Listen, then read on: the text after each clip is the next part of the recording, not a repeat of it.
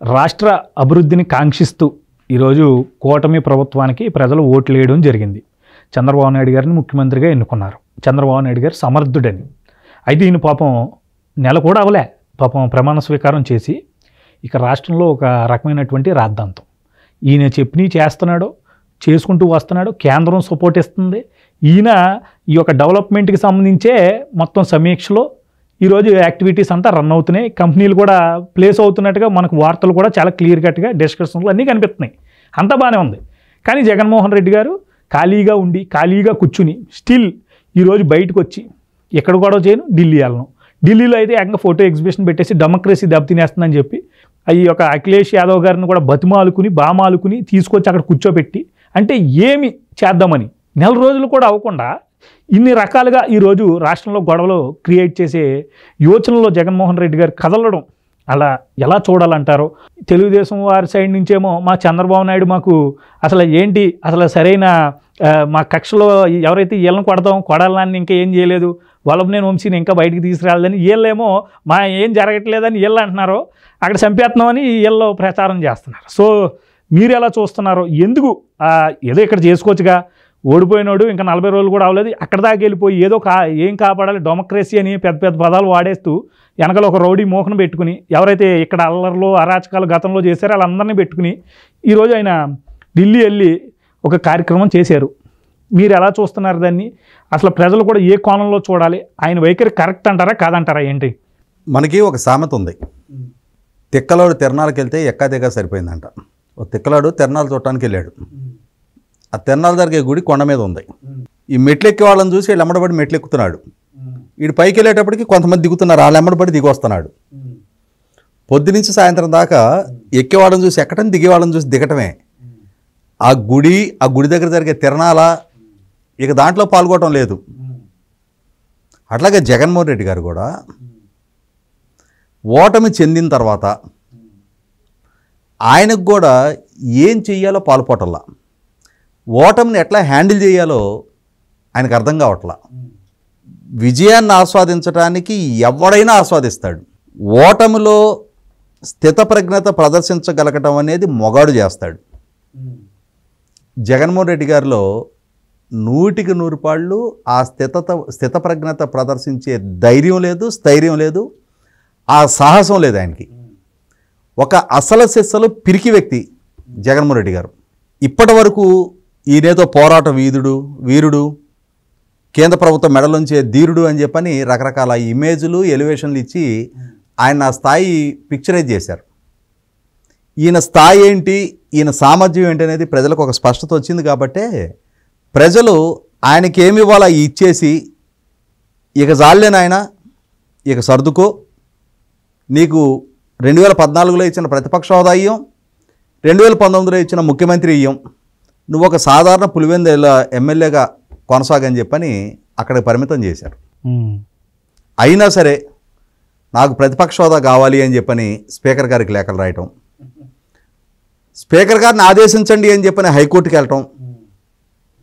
నీకు ప్రతిపక్ష హోదా ఇవ్వాల్సింది ప్రజలకి నీకు ఆ స్థాయి కట్టబెట్టడం ఇష్టం లేదు. ప్రజలు నిన్ను ఏవగించుకొని అసలు ఈ వ్యక్తి రాజకీయాల్లో కొనసాగడానికే వీలు లేదని చెప్పని ఒక నిర్ణయానికి వచ్చి 11 స్థానాలకు పరిమితం చేశారు. 151 ఇచ్చినాళ్ళు. మళ్ళీ మొన్న కారు ఏదో ఆ కారే కావాలని స్పెసిఫిక్గా మళ్ళీ అదే చెప్తున్నా, ఇదే కావాలంటే ఇందాక నేను చెప్పిన తిక్కలోడు ఏ విధంగా అయితే వ్యవహార శైలి ఉందో ఈయన కూడా అరే నీకు ఎమ్మెల్యే స్థాయి ప్రివిలేజెస్ ఏముంటాయో దానికే కన్ఫైన్ అవు, నీకు లేని స్థాయి నువ్వు ఎందుకు వెళ్ళి అడుక్కుంటున్నావు ప్రభుత్వాన్ని?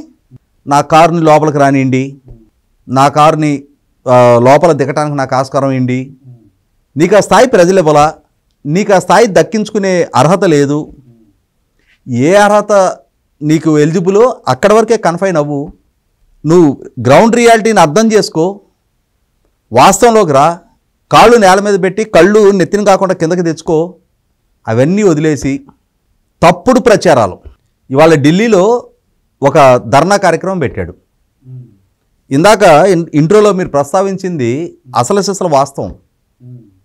ప్రజలు జగన్మోహన్ రెడ్డి లాంటి విధ్వంసకారుడు మాకు అవసరం లేదు, చంద్రబాబు నాయుడు గారిని 2019లో ఓడించి ఒక తప్పు చేశాం, ఇంకా ఆ తప్పు చేయడానికి మేము సిద్ధంగా లేం. చంద్రబాబు నాయుడు గారి నాయకత్వంలో కూటమి నెగ్గితేనే రాష్ట్రం అభివృద్ధి చెందడానికి ఆస్కారం ఉంది అని చెప్పని తెలుగుదేశం, జనసేన, భారతీయ జనతా పార్టీ కూటమిని ఆదరించారు. అవును. సగర్వంగా 170 స్థానాలున్న సభలో 164 స్థానాలతోటి అధికారం కట్టబెట్టారు. కూటమి కూడా ప్రజలిచ్చిన అధికారాన్ని వినమ్రతతోటి స్వీకరించి వాళ్ళ అంచనాలకు తగ్గట్టుగా రాష్ట్రాన్ని ఏ విధంగా ఎక్కడి నుంచి పునర్నిర్మాణం మొదలు పెట్టాలా అని చెప్పని వాళ్ళ ప్రణాళికలు సిద్ధం చేసుకుంటూ ఉన్నారు. చర్చలు జరుపుతూ ఉన్నారు. సంస్థలు సానుకూలత వ్యక్తం చేస్తూ ఉన్నాయి. రాష్ట్రం తిరిగి అభివృద్ధి దిశగా అడుగులు పడటానికి మార్గం సుగమం అవుతుంది. ఇరుగు పొరుగు రాష్ట్రాల సరసన మరొక్కసారి తలెత్తుకొని నిలబడటానికి ఆస్కారం ఉంది అని చెప్పని ఒక నమ్మకం కలిగిస్తూ ఉన్నారు. వలసల మీద మాత్రమే ఆధారపడి కాదు, సొంత రాష్ట్రంలో కూడా ఉపాధి దక్కించుకోవడానికి ఆస్కారం ఉంది అని చెప్పని యువతలో ఒక భరోసా నింపే ప్రయత్నం జరుగుతూ ఉంది. ఇటువంటి పరిస్థితుల్లో ఇవి చూసి జగన్మోహన్ రెడ్డి గారు ఓర్చుకోలేరు. ఆయనది మొదటి నుంచి కూడా ఈనోదాగే టైపే. పక్కాళ్ళు సుఖంగా ఉంటే, పక్కన నలుగురు నవ్వుకుంటా సంతోషంగా మాట్లాడుతుంటే, వాళ్ళ పార్టీ వాళ్ళైనా సరే వాళ్ళు సంతోషంగా ఉంటే నోర్చుకోలేడు. ఆయనకి ఎక్కడ లేని కడుపులో మంట బిగినైపోద్ది. ప్యాకెట్ల మీద ప్యాకెట్లు ఈనో తాగాల్సిందే. అది ఆయన కర్మ. ఆయన ఎంత ఏడ్చి గీపెట్టినా రాష్ట్రం అభివృద్ధిగా దిశలో వేగంగా పరుగులు ఎత్తడం ఖాయం. రాష్ట్రంలో ఉన్న పాలకుల చిత్తశుద్ధిని గమనించి కేంద్ర ప్రభుత్వం కూడా సహకారం అందించడానికి, ఇతోధిక సహకారం అందించడానికి ముందుకు వస్తుంది. ఈ పరిస్థితుల్లో ఈయన ఉద్దేశం ఏంటి అంటే, వీళ్ళు ఎట్లా బాగు చేస్తారో నేను చూస్తా, రాష్ట్రానికి వీళ్ళు బ్రాండింగ్ క్రియేట్ చేస్తారా, విధ్వంసకారుని నేనున్నా. రాష్ట్రంలో మనకొక నమ్మకం ఉంది, దేవుడు ఉన్నాడు, దెయ్యం ఉంది. రాష్ట్రంలో అభివృద్ధి చేసేవాళ్ళు ఉంటే వినాశనం చేయడానికి నేనున్నా. నేను రాష్ట్ర బ్రాండింగ్ని సర్వనాశనం చేస్తా, రాష్ట్రంలో అరాచకం రాజ్యం వెళ్తుందని చెప్పని ప్రచారం చేస్తా. దానికోసం ఈయన ఎంచుకున్న మార్గం ఏంటి అంటే, వినుకొండలో జరిగిన రషీద్ అనే ఒక హత్యని సాగ్గా చూపించి తప్పుడు సమాచారంతో తప్పుడు ప్రెస్ మీట్లు పెట్టి ఈరోజు రాష్ట్ర బ్రాండింగ్ని దెబ్బతీసే ప్రయత్నం చేస్తున్నాడు. ఆయన ఏం చెప్తున్నాడు, ఇవాళ అక్కడ ఫోటో గ్యాలరీలు ఇవన్నీ పెట్టి 36 రాజకీయ హత్యలు జరిగినాయని చెప్తున్నాడు. 35 మంది ప్రభుత్వ వేధింపులకి గురయ్యి ఆత్మహత్యలు చేసుకున్నారని చెప్తున్నాడు. 300 మంది పైగా హత్యాయత్నాలు జరిగినాయి అంటున్నాడు. 560 ప్రైవేట్ ఆస్తులు ధ్వంసమైనవి అంటున్నాడు. 490 ప్రభుత్వ ఆస్తులు ధ్వంసమైనవి అంటున్నాడు. 1000కి పైగా దాడులు దౌర్జన్యాలు జరిగినాయి అని చెప్తున్నాడు. ఆయన ఇచ్చిన ఈ స్టాటిస్టిక్స్, ఆయన ఇచ్చిన ప్రెస్ మీట్లోనే అదే వినుకొండకి సంబంధించి హత్య గావింపబడ్డ రషీద్ని మా పార్టీ కార్యకర్త అని చెప్పని క్లెయిమ్ చేసుకొని తెలుగుదేశం వాళ్ళు హత్య చేశారు అని చెప్పని కొన్ని కోట్ల రూపాయల ఖర్చుతోటి ఒక పెద్ద కాన్వాయ్ తోటి, ఎందుకంటే తాడేపల్లి నుంచి వినుకొండ 105 కిలోమీటర్ల దూరం ప్రయాణించడానికి ఆయనకి 7.5 గంటల కాలం పట్టింది. అంటే ఎంత పెద్ద కాన్వాయ్, ఎక్కడికక్కడ ఆగుతా ఊరేగుతా నెల రోజుల నాడు ప్రజలు చీకొట్టి ఓడించారు. ఏ మొహం పెట్టుకొని ఊరేగుతా వెళ్ళావు నువ్వు? కనీసం సిగ్గు, పౌరుషం, ఆత్మాభిమానం అనేది ఉంటే కొన్నాళ్ల పాటు అసలు ప్రజల్లోకి రావు. అలా ముందు ఈ టైం అంటారు కదా, గవర్నమెంట్ వచ్చింది కొంచెం అసలు నేను ఇందాక చెప్పా కదా, ఆయనకి ఆ కడుపు మాట ఓర్చుకోలేడు. ఆయన కూర్చున్న సీట్లో ఇంకొకరు కూర్చున్నా ఓర్చుకోలేడు. ఆయనకి దక్కే గౌరవం ఇంకొకరికి దక్కినా జీర్ణించుకోలేడు. నిన్నటిదాకా తనకు సెల్యూట్ చేసిన అధికారులు ఇప్పుడు వేరే వాళ్ళకి సెల్యూట్ చేస్తుంటే దాన్ని సహించలేడు. నిన్నటిదాకా అన్నా అన్నా అన్నా అని చెప్పి తన దగ్గరికి పనుల కోసం వచ్చిన వాళ్ళు వాళ్ళ తన్ని ఇగ్నోర్ చేసేసి చంద్రబాబు నాయుడు గారి దగ్గరికి వెళ్ళటాన్ని అసలు భరించలేడు. ఇటువంటి పరిస్థితుల్లో రాష్ట్ర బ్రాండింగ్ దెబ్బతీయాలి. ఇప్పుడు ఆయన స్పష్టం చేయాల్సిందేంటి, వినుకొండలో చెప్పినా ఇవాళ ఢిల్లీలో చెప్పినా హత్యలు కానీ ఆత్మహత్యలు కానీ 71 మంది గురించి ప్రస్తావిస్తున్నాడు. ఆ 71 మంది ఎక్కడ, ఎవరు చనిపోయారు, ఎవరు హంతకులు, ఎవరు హతులు, ఆ చనిపోయిన వాళ్ళు వాళ్ళకి ఎఫ్ఐఆర్లు ఉంటాయిగా. హత్య గావింపబడ్డారంటే ఆటోమేటిక్ ఎఫ్ఐఆర్ అవుతుందిగా. ఆత్మహత్య చేసుకున్నారన్న ఎఫ్ఐఆర్లు ఉంటాయిగా. ఎవరి వేధింపులతోటి ఎవరు ఆత్మహత్య చేసుకున్నారు, ఈవెన్ ఏ సింగిల్ అటెంప్ట్, ఒక ఆత్మహత్య జరిగింది, ఖచ్చితంగా ఒక ఆత్మహత్య జరిగింది. ఎవరిది? నర్సాపురం ఎండిఓ వెంకటరమణ గారు ఏలూరు కాలువలో పడి ఆత్మహత్య చేసుకున్నాడు. ఆయన రాసిన లేఖ, సూసైడ్ లేఖలో ఏమని మెన్షన్ చేశాడు? వైసీపీ పార్టీ ఎక్స్ఎమ్మెల్యే ప్రసాదరాజు వేధింపులు తట్టుకోలేక నేను ఆత్మహత్య చేసుకుంటున్నా అని చెప్పని ఒక ఎండిఓ ఆత్మహత్య చేసుకున్నాడు. ఎవరు వేధింపులకి ఎవరు ఆత్మహత్యలు చేసుకున్నారు? తెలుగుదేశం ప్రభుత్వం చేసిన వేధింపులకి వైసీపీ వాళ్ళు ఎవరు ఆత్మహత్యలు చేసుకోలా. ఓడిపోయిన తర్వాత కూడా వైసీపీ ఎక్స్ఎమ్మెల్యే వేధింపులు తాళలేక ఒక సిట్టింగ్ డ్యూటీలో ఉన్న ఎండిఓ ఆత్మహత్య చేసుకున్నాడు. క్రిమినల్ కేసులు పెట్టి బొక్కలో వేయాల్సిన నేరం ఆ ఎమ్మెల్యేది. సిగ్గు శరం వదిలేసి జరుగుతున్న తప్పుల్ని గుర్తించకుండా తెలుగుదేశం మీద నిందలు మోపుతా 36 రాజకీయ హత్యలు జరిగినాయి అంటున్నావు. 7 హత్యలు జరిగినాయి, అందులో 6 తెలుగుదేశం కార్యకర్తలు. ఇవాళ ఈ రషీద్ని నువ్వు వైసీపీ కార్యకర్త అని చెప్పని ఎండార్స్ చేస్తున్నావు. అదే సందర్భంలో అదే ప్రెస్ మీట్లో నువ్వేం చెప్పావు? సామాన్య కుటుంబీకుడు ప్రభుత్వ మద్యం దుకాణంలో పనిచేస్తున్నాడు అని చెప్తున్నావు. ప్రభుత్వ మద్యం దుకాణంలో పనిచేస్తున్నాడంటే కాంట్రాక్ట్ అవుట్సోర్సింగ్ జాబ్ అయినా సరే ప్రభుత్వ ఉద్యోగే గతను. ప్రభుత్వ ఉద్యోగికి వైసీపీ పార్టీ ఎఫిలియేషన్ ఎట్లా ఉంటుంది? అది ఆక్షేపణీయం కదా. వైసీపీ పార్టీ కార్యకర్త ప్రభుత్వ ఉద్యోగం ఎట్లా చేస్తాడు? ప్రభుత్వ ఉద్యోగిగా ఉన్నాడు, రాజకీయ కార్యకలాపాల్లో పాల్గొనడానికి వీల్లేదు. మన కార్యకర్తలకి ఇచ్చుకున్నాడు కదా అన్ని.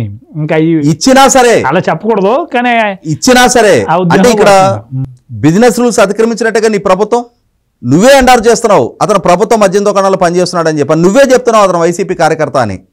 ఎంత కాంట్రడిక్షన్ అక్కడ! ఈ అసలు సిసల సమాచారం ఇది.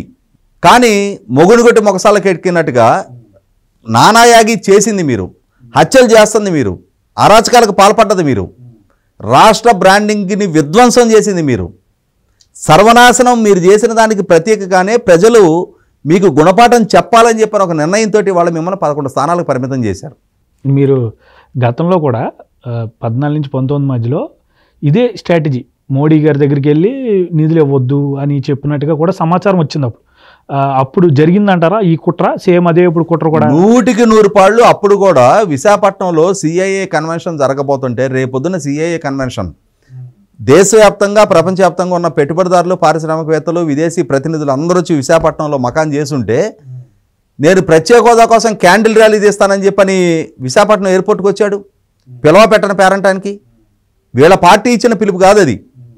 పోనీ ఆ పిలిపిచ్చిన సంస్థ ఏదో ధృవీకరణ కాల, ఎవరో సోషల్ మీడియాలో ఒక పోస్ట్ పెడితే దానికోసం ఎగేసుకొని హైదరాబాద్ నుంచి వచ్చాడు విశాఖపట్నానికి. అల్టిమేట్గా అతని గోల్ ఏంటి అంటే బ్రాండ్ ఏపీని దెబ్బతీయాలి.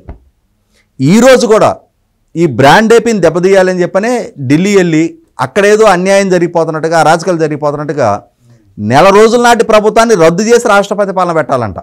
నా డిమాండ్ అయితే ఈ విధమైన కుట్రలు కుతంత్రాలతో రాష్ట్రానికి ద్రోహం చేస్తున్న జగన్మోహన్ రెడ్డి మీద, రాష్ట్ర బ్రాండింగ్ని దెబ్బతీసే ప్రయత్నం చేసి రాష్ట్ర భవిష్యత్తుకి వినాశకారిగా మారుతున్న జగన్మోహన్ రెడ్డి మీద రాష్ట్ర ద్రోహం చేస్తున్నందుకు గాను రాజద్రోహం కేసు పెట్టి ప్రజాస్వామ్యబద్ధంగా ఎన్నికైన ప్రభుత్వాన్ని కూల్చే ప్రయత్నాలు చేస్తున్నందుకు, కూల్చాలని చెప్పని డిమాండ్ చేస్తున్నందుకు అతన్ని ఇమ్మీడియట్గా కేసు బుక్ చేసి లోపలేసి ప్రాసిక్యూట్ చేయాలి.